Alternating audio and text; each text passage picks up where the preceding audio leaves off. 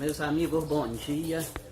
É sempre bom conhecer uma nova casa espírita. Eu estou muito satisfeita. Acompanho pelo Face as belezas dessa casa e hoje estou tendo a alegria de conhecê-la.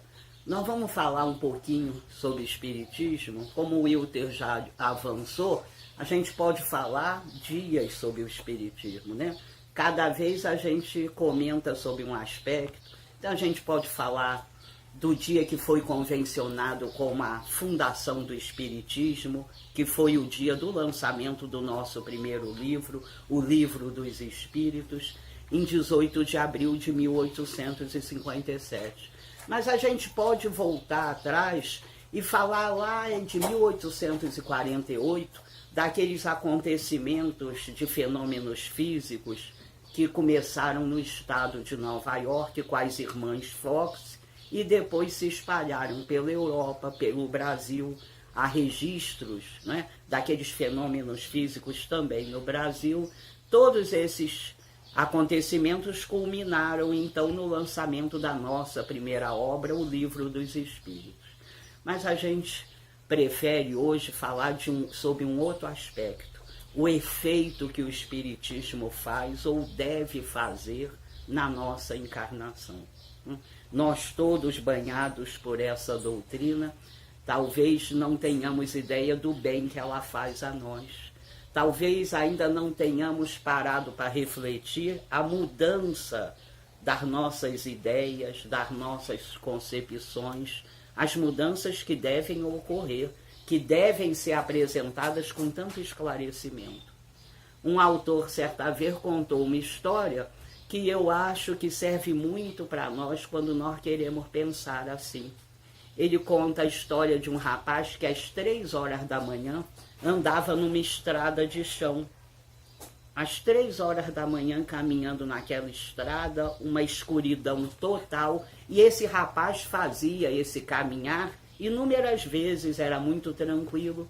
Mas nesse dia, para sua surpresa, ele depois de algum tempo começa a ouvir passos que o seguem. Isso era totalmente incomum. E ele começa a pensar quem será que está também caminhando nessa estrada a essa hora. Depois de um certo tempo ele resolve parar, olhar para trás, não vê nada, a escuridão de uma estrada de chão, mas ele grita: é algum amigo que está me seguindo? Se for algum amigo, grite seu nome. Eu lhe espero aqui para que a gente siga a caminhada. Só que ele não tem nenhuma resposta. Não tendo resposta, recomeça a andar e imediatamente sente que os passos que o seguiam também recomeçam a caminhada. Ele caminha mais um tempo assim e chega na beira de uma curva na estrada, onde ele sabe que havia uma série de assaltos, alguns com muita violência. Isso faz com que ele se preocupe imensamente e, a partir dessa lembrança e sentindo que continua sendo seguido, ele começa então a acelerar o passo. Só que ao acelerar o passo, sente que os passos que o seguiam também são acelerados. Isso lhe dá muita angústia. Ele começa a fazer aquelas hipóteses sobre coisas terríveis que nós costumamos fazer frente ao desconhecido, e com essa angústia crescendo, ele agora começa a correr. Corre o mais que pode, mas os passos que o seguiam correm no mesmo ritmo. O tempo vai passando, esse esforço vai causando as consequências naturais ao seu corpo. Ele começa a sentir o coração muito acelerado, os pulmões começam a queimar por conta do esforço, e quando ele imagina que vai cair, que não vai aguentar mais muito tempo, ele passa por um pequeno bico de luz na estrada. Aproveitando esse bico de luz, ele se vira rapidamente e descobre nesse momento que apenas estava sendo seguido pelo burrinho da localidade, conhecido por esse hábito de seguir a todos que andavam pela estrada. A partir desse momento, todo o medo, toda a angústia, a insegurança acabam, ele se acalma, ele retoma os passos normais e pode, inclusive, agora olhar as estrelas que estavam lindas no céu acompanhando sua viagem.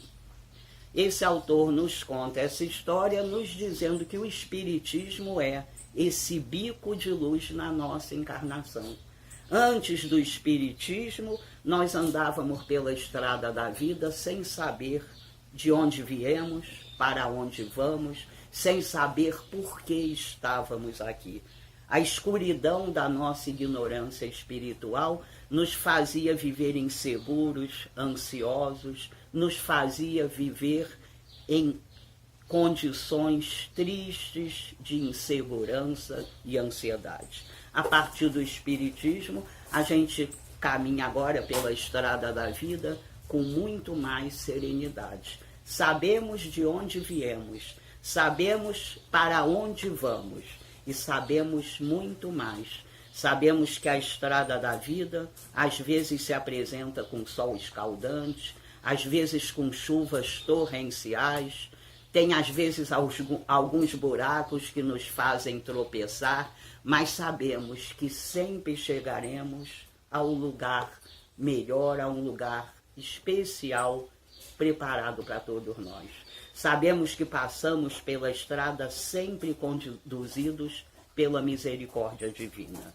O Espiritismo, então, é essa doutrina identificada por nós como consolador prometido por Jesus, lá anunciado no capítulo 14 do Evangelho de João, quando Jesus, sentindo próximo o momento do seu maior sacrifício, nos promete mandar um consolador. Jesus avisa que o Consolador nos lembraria as suas lições, sabendo que como meninos espirituais esqueceríamos a maior parte, mas que também atualizaria essas lições, nos trazendo dados a mais. O Espiritismo nos faz isso, nos traz todas as lições que Jesus nos ensinou, nos relembra o versículo que o próprio Mestre nos contou, que era o versículo de ouro que estava lá no Antigo Testamento. Amar a Deus sobre todas as coisas e ao semelhante como a si mesmo. Então o Espiritismo vem relembrar todos esses ensinamentos e pela nossa vinda, não é? Desde que Jesus veio à Terra até 1857, todos nós viemos inúmeras vezes aqui. Por essa nossa depuração, mesmo que a gente muitas vezes resista, a gente sempre vai sendo depurado, nós agora talvez estivéssemos prontos para receber mais informações. Então, se Jesus já nos fala das encarnações sucessivas, com o Espiritismo a gente tem essas provas concretas desse processo misericordioso que nos possibilita vir inúmeras vezes à Terra, viremos ainda muito mais, já que ainda não somos capazes de amar a tudo e a todos. Nós só sairemos da roda das encarnações, chamada de Sansara pelos orientais, quando formos capazes de amar a tudo e a todos, como Jesus já ensinou e já exemplificou. Nós viemos inúmeras vezes, nós em outras encarnações, ocupando outros corpos, em outras comunidades, já tomamos contato com a doutrina do Cristo, já achamos tudo muito bonito, tudo muito emocionante, mas ainda não conseguimos colocar em prática. Graças à misericórdia divina, nós sempre temos mais uma chance para colocarmos esses ensinos em prática. Talvez agora, com o Espiritismo, a gente consiga, então, entrar nesse aspecto da nossa doutrina. A nossa doutrina, a gente aprende nas nossas aulas, tem 3 aspectos. O aspecto científico, quando Kardec teve todo aquele cuidado de fazer a doutrina, o cuidado de procurar inúmeros médiuns que não se comunicavam na época, o cuidado das verdades, de só acolher para a doutrina aquelas verdades que surgiam dos mais diferentes pontos do globo, Apenas esse cuidado é o aspecto científico, o aspecto de se ter esse cuidado, esse método. Depois nós vamos ver o aspecto filosófico. Saindo dessas primeiras informações, a gente começa a estudar o aspecto filosófico, os pensamentos que devem vir, o pensamento maior, a reflexão mais profunda acerca do que nos trouxe o método científico. Em terceiro lugar, talvez o aspecto mais importante e o aspecto que muitas vezes nós subestimamos é o aspecto religioso. O aspecto religioso não tem a ver com uma religião formal, com cultos, não tem a ver com essa religião menor que nós temos como referência. O aspecto religioso é o aspecto em que eu começo a apresentar as consequências de toda essa informação e de toda a consolação que vem com a informação. O aspecto religioso é esse que me mostra que eu muitas vezes, por mais familiaridade que tenha com a doutrina, por mais familiaridade que tenha com os termos, com todo o pensamento da doutrina, eu preciso fazer algo mais, colocar isso em prática na minha encarnação. Conforme a gente vai tendo, talvez, um convívio mais demorado com o Espiritismo, a gente entende que precisa de um trabalho que é sempre íntimo e que é sempre individual. Kardec teve esse cuidado desde o início. Kardec nos mostrou, por uma série de cuidados, essa necessária introjeção do que Jesus nos ensinou. Não basta, não é, falar de Espiritismo, não basta conhecer o Espiritismo.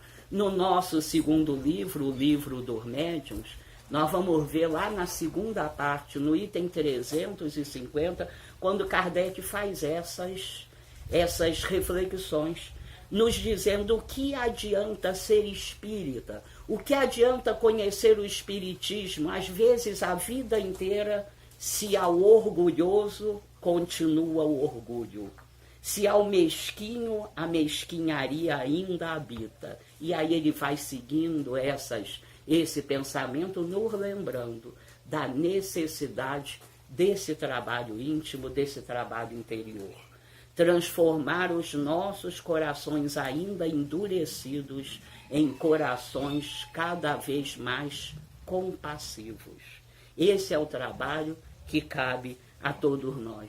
Kardec, então, além da obra básica, à qual a gente sempre se refere, teve sempre um cuidado de fazer uma série de outras publicações, lançou a Revista Espírita, os primeiros volumes da Revista Espírita pagos com o seu próprio salário, que era sempre muito pequeno.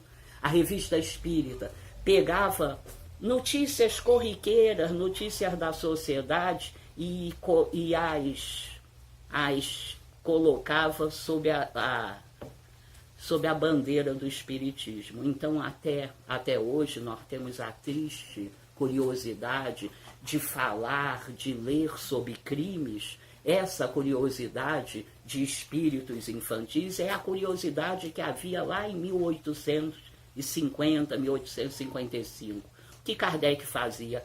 Havia um crime, aquele crime mobilizava os interesses. A gente não pode esquecer que quando se interessa por esses crimes, está fazendo mal à vítima e também ao algoz, né? Então Kardec pegava esse vício antigo nosso, trazia aquele chamado crime para a revista e dava a versão da doutrina espírita para esses encontros e reencontros que acontecem nas diversas encarnações. Então Kardec é esse ser que veio com essa missão imensa de trazer o ensino dos espíritos, de fazer com que esse ensino fosse o mais espalhado possível e teve cuidado de nos esclarecer sobre diversos pontos. Talvez o ponto mais interessante, talvez o ponto que nos faça ter mais a certeza do bem que o Espiritismo faz a nós, foi quando o Espiritismo matou a morte. a morte, a maior angústia da humanidade.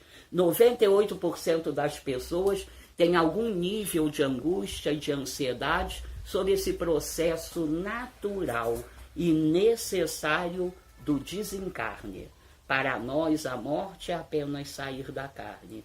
Temos inúmeras notícias hoje, com a medicina avançando, com a comunicação avançando, nós temos milhões de pessoas que vêm dar o seu depoimento das chamadas EQM, as experiências de quase morte. Vêm elas nos contar daqueles primeiros momentos de separação do corpo físico e da alma, corroborando com o ensino que há 160 anos os espíritos já haviam nos trazido.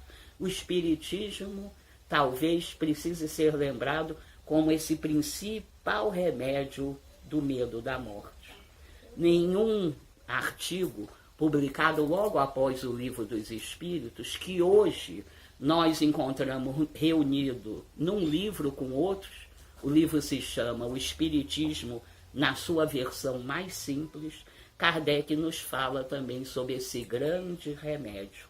Lembra Kardec? Kardec nos faz pensar através de uma imagem interessante.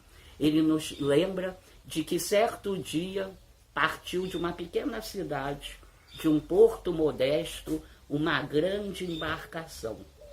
Essa embarcação levava uma série de pessoas de diversas idades, de diferentes posições sociais, para uma viagem que se sabia longa. Todos eles amores daqueles que ficavam chorosos se despedindo no porto. Essa viagem acontece, o tempo passa e ninguém tem notícia mais desta embarcação. O tempo passando, a falta de notícias, todos aqueles que haviam partido ficam sendo dados como mortos, como desaparecidos. A partir então desse momento, a cidade do porto começa a se cobrir de tristeza, de desesperança, de infelicidade. Mas num breve dia, uma outra embarcação parte, do mesmo porto, na mesma direção. Rapidamente vai encontrar uma ilha desconhecida até então. Nessa ilha encontra todos aqueles que partiram no primeiro navio, sem faltar nenhum, todos vivendo uma vida muito maior, muito melhor, numa natureza mais bonita, mais dadivosa do que a que conhecemos, e especialmente todos eles vibram hoje apenas amor.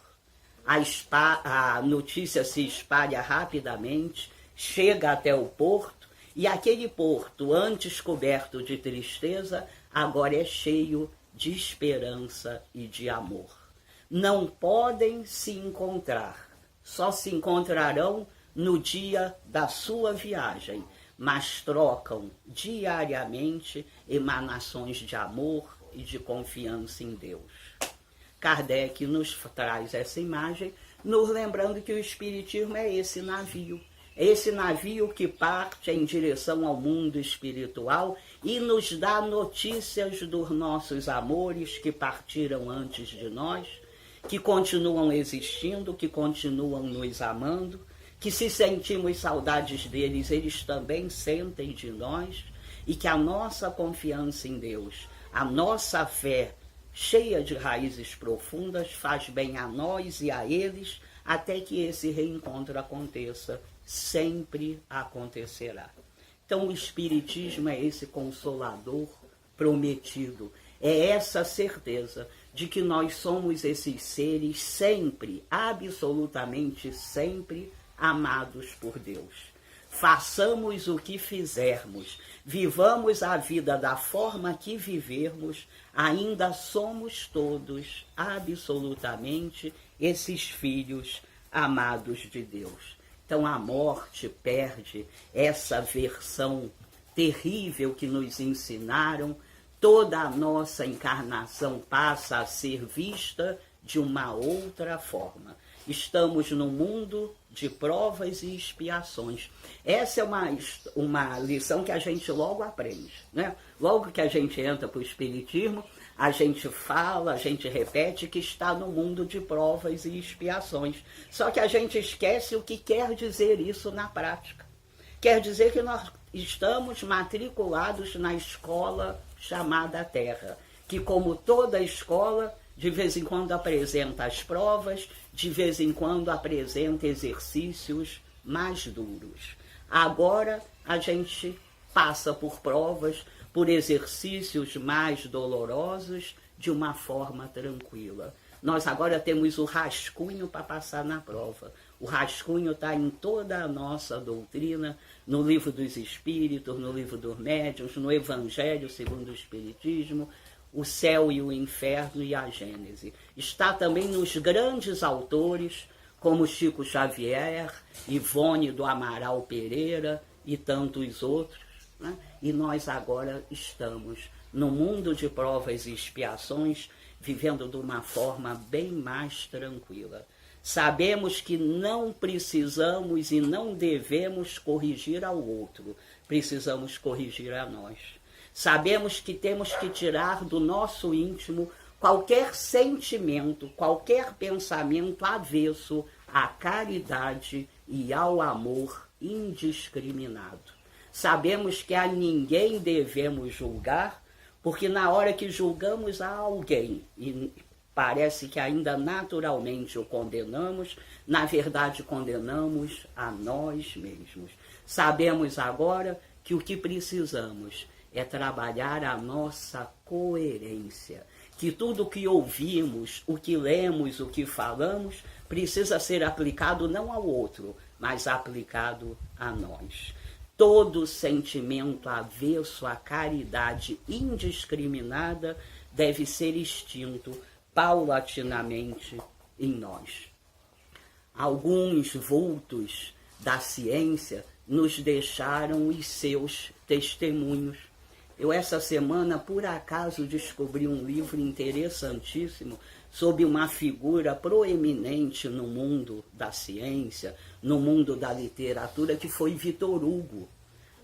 Acho que a gente pode lembrar, Victor Hugo foi autor de mais de 30 livros, mas talvez o principal, Os Miseráveis, né? Victor Hugo era um homem já muito famoso, na época ele tinha 22 livros publicados, era casado, tinha vários filhos, mas o seu grande amor era sua filha mais velha, Leopoldina. E eles tinham um amor imenso, tinham segredos que só os dois compartilhavam. E certa vez, quando Leopoldina chega à época de casar, ela escolhe um amigo do pai para casar. Não, em nenhum momento Victor Hugo a pressiona, mas ela sabe que era desejo do pai esse casamento. E ela casa muito feliz. Eles vão, depois de uma cerimônia simples, Victor Hugo era um homem riquíssimo à época, tinha sido parlamentar por muitos anos, já naquela época lutava contra a escravidão, lutava por tudo que fosse humano, que fosse caridoso. Mas Victor Hugo, então, sempre ligado também à simplicidade, faz um casamento simples da filha e vão em comitiva levar o casal que sairia pelo Rio Sena numa viagem de lua de mel. Naquele momento de felicidade imensa, ele se despede da filha e poucos minutos depois todos assistem, estarrecidos, o pequeno barco naufragar e os noivos desencarnarem afogados.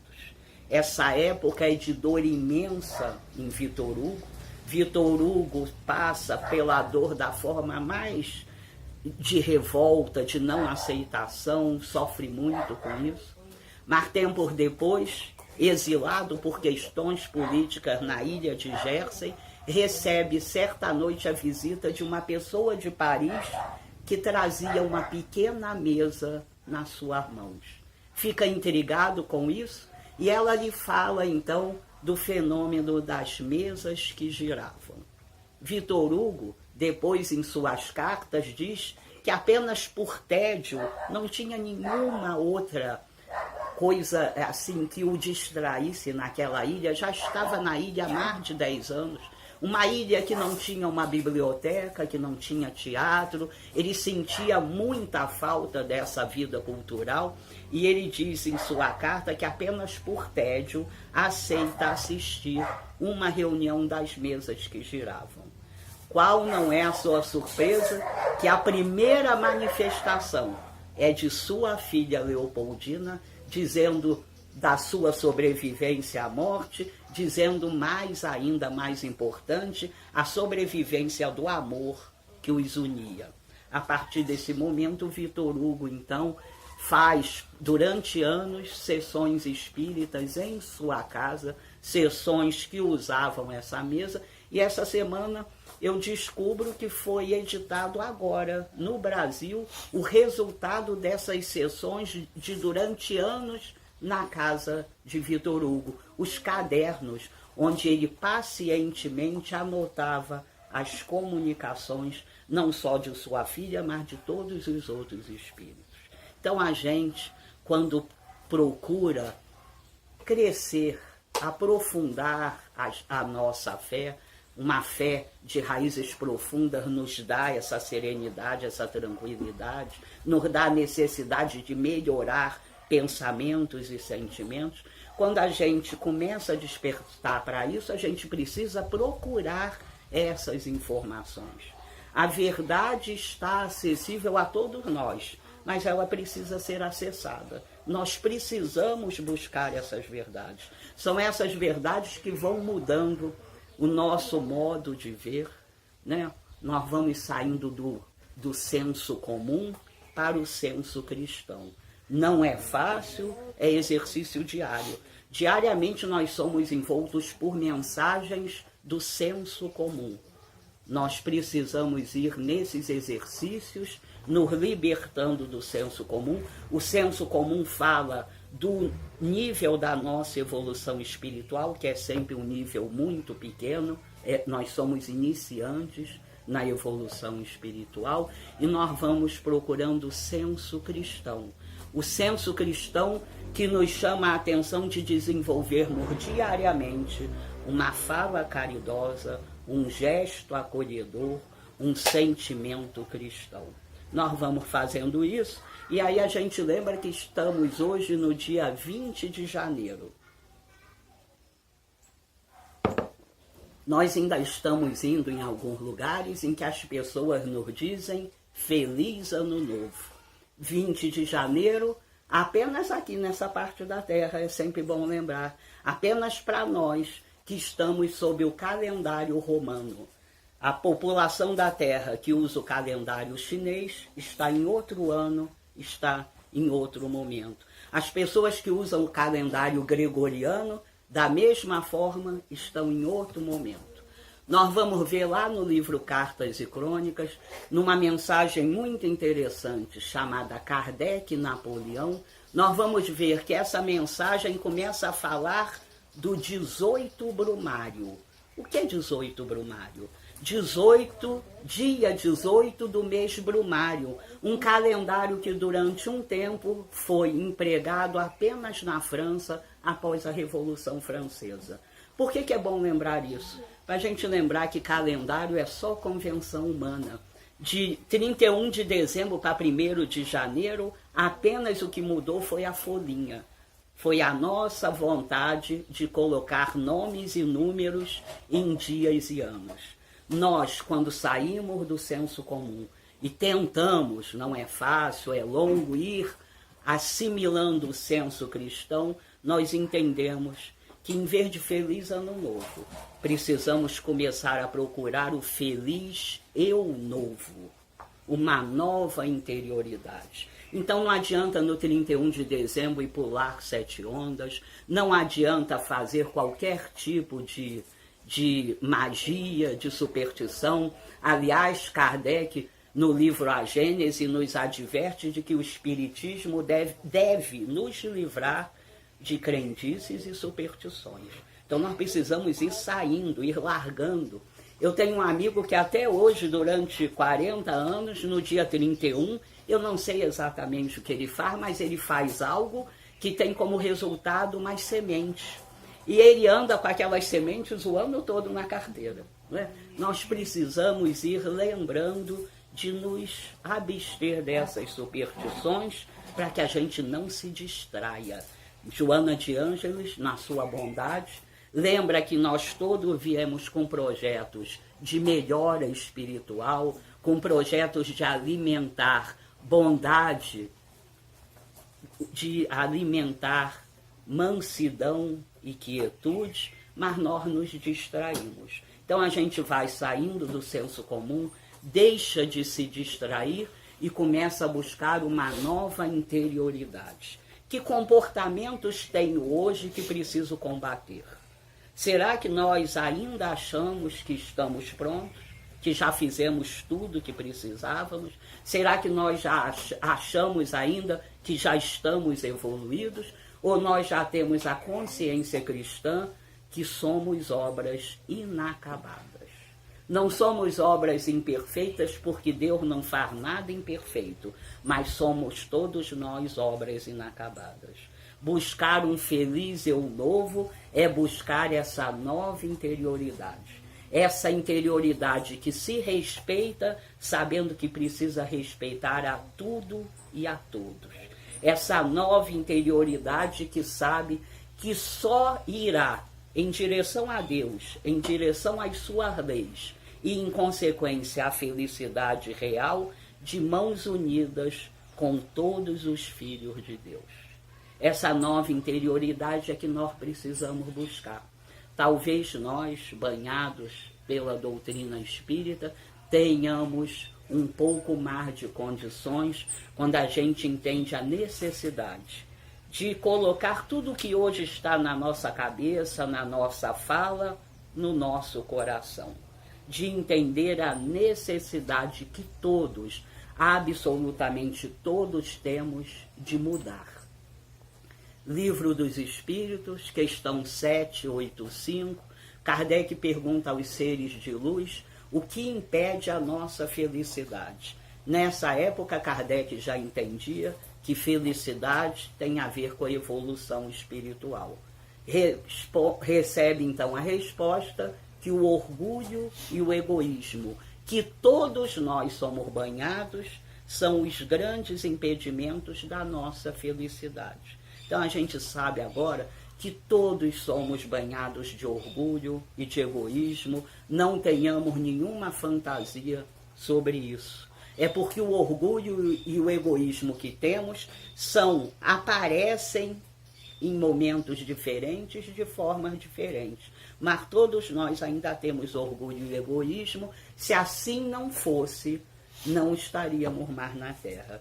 Quando a gente começa a fazer esse exercício de humildade, de entender que somos imperfeitos, por isso estamos aqui, fica mais fácil, inclusive, conviver uns com os outros.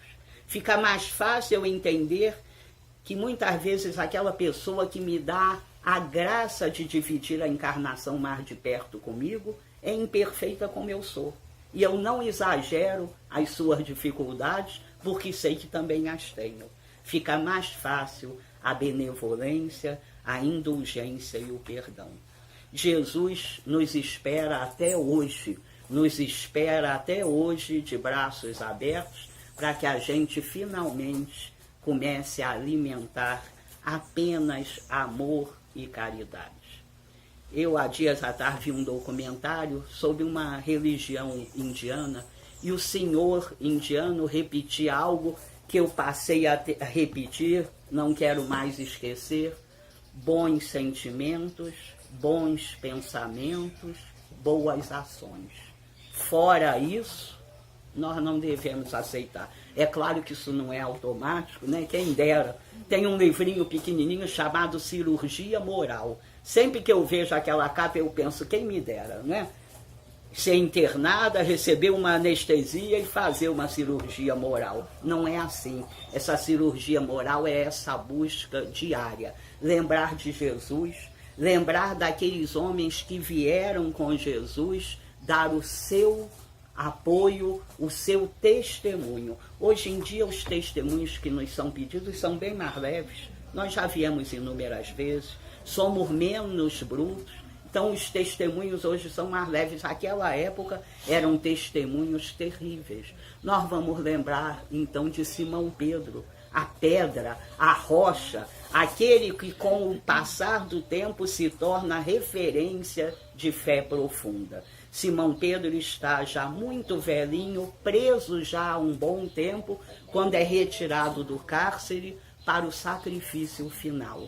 Simão Pedro é buscado por um grupo de soldados e vai se encaminhando, cercado por eles, até o alto do morro onde será crucificado. As pessoas começam a saber disso, vêm ao encontro de Simão Pedro, começam a fazer orações, a pedir a Simão Pedro ainda alguma ajuda, e Simão Pedro está nesse momento imensamente triste, não pelo que vai acontecer, mas pelas pessoas que o cercam, porque entende o quanto ainda terão que cumprir. Simão Pedro vai seguindo aquele caminho. Os próprios soldados daquele grupo infeliz reconhecem a bondade daquele senhor. Tinham testemunhado inúmeras curas e o tratavam com respeito. Apenas o chefe da expedição, de nome Sertório, o tratava com imensa agressividade. De vez em quando, temendo aqueles grupos que rezavam, que prestavam homenagens a Simão Pedro, se aproximava do Senhor, batia no seu rosto, lhe dizia coisas terríveis, e Simão Pedro, agora já entendendo que brevemente sairia da carne, que brevemente reencontraria Jesus, já não sofre por aqueles eventos tristes e exteriores. Simão Pedro começa a lembrar do seu tempo com Jesus, começa a lembrar quando caminhava por campos de rosas em Betsaida. Nesse momento o cheiro das rosas lhe faz um bem imenso. Lembra daquelas pescas maravilhosas ao lado de Jesus. Nesse momento, ao se lembrar do barco passando pelas ondas, aquele frescor lhe atinge e ele nem sente quando chega ao alto do morro e se entrega brandamente àqueles soldados. Tiram a sua roupa e começam a bater braços e mãos na cruz. Quase não sente mais nada, já está antevendo o momento de encontrar Jesus. Ele é crucificado, as horas passam e não há o desencarne.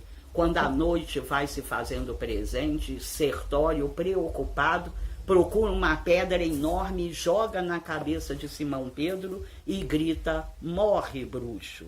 Nesse momento, Simão Pedro sente o sangue esguichar e se entrega a um sono profundo. Rapidamente desperta, agora fora do corpo físico, um sentimento de gratidão a Deus toma conta de sua alma e ele olha para o céu. Ao olhar para o céu, vê uma figura de luz imensa descendo. Em poucos segundos é Jesus que está ao seu lado. Simão Pedro tenta se abaixar para beijar os pés de Jesus, coisa que o nosso mestre jamais deixou que fizessem. Jesus o abraça e o leva no colo para paragens superiores. Ele passa ali algum tempo feliz quando Jesus diz a ele que está no momento de uma nova separação. Pedro fica tristíssimo. Diz a Jesus: mas aonde o Senhor vai? Jesus lhe aponta um globo escuro, pequeno, na vastidão do universo, e lhe diz que é a terra, que enquanto alguém sofrer na terra, jamais sairá dela. Pedro então pede para vir junto, e como tinha já aquela vida de amor, Jesus o traz também. Ao chegarem à terra, ouvem um coral que parecia de anjos, cantando músicas divinas, e eles vão guiados até essa música. Se encontram num cemitério na periferia de Roma. Naquela época, os cristãos, para não serem mortos, se encontravam de madrugada nos cemitérios. Eles vão até ali, aquela música os enche de alegria, e Simão Pedro, se misturando anonimamente àquela pequena multidão, se banha de choro e começa a dizer: eu quero melhorar. Vocês imaginem, Simão Pedro ainda precisava melhorar, imagina nós, né? Então Simão Pedro começa a fazer essas reflexões, preciso melhorar, preciso aprender a amar mais, quando Jesus se aproxima dele e diz, acalma seu coração, acalma sua emoção e escuta nessa multidão alguém o chama. Simão Pedro faz um esforço de novo e começa a ouvir que alguém o chama mentalmente. Era Sertório, suado, chorando, carregando seu filho, agonizando e cantando e pedindo ajuda a Pedro, pedindo perdão a Pedro e que ajudasse o seu filhinho. O velho pescador, não tem nenhuma dúvida, se aproxima, beija aquela testa suarenta e coloca as suas mãos sobre a cabeça da criança, que, tocada por essas forças magnéticas que até hoje nós estudamos, acorda lúcida e se abraça ao pai como uma ave que havia caído do ninho e se descobre de volta. Nesse momento, Sertório sabe tudo o que aconteceu, tem consciência de tudo o que lhe aconteceu e, chorando, agradece a Deus. Começa ali uma nova vida para Sertório. Para Pedro, apenas continua essa missão de amor que até hoje ele faz por todos nós. Que a gente possa, nesse nosso falar feliz ano novo, saber que o que precisa ser novo somos nós. O que nós precisamos é entender que nada que tenha a ver com separação, com ódio, nada que tenha a ver com qualquer tipo de preconceito deve estar no nosso íntimo. Que a gente possa substituir os maus sentimentos por bons pensamentos. Que a gente possa entender que amor, benevolência, perdão, fidelidade a tudo e a todos, mansuetude precisam ser alimentados em nós. Que a gente faça, então, um feliz eu novo, já que agora banhados por essa doutrina que é amor e caridade. Muito obrigado.